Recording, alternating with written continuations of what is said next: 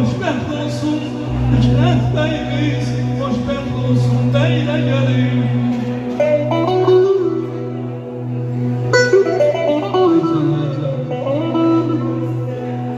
Ay Fikrət, deyirəm, dolanır kocaman fani dünyanı,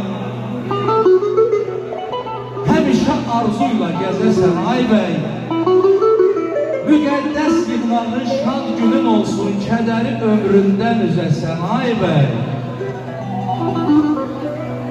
Bu dünya bir anda şoxunu yorub, insanın ömrünü göyə soğurub.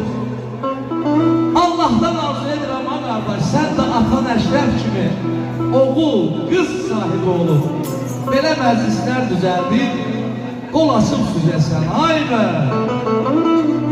Deyirəm satılmaz ömür heç nəyə, gərək bu kəlməni sənin toyunda müğənni Ruslan Əbilov deyə.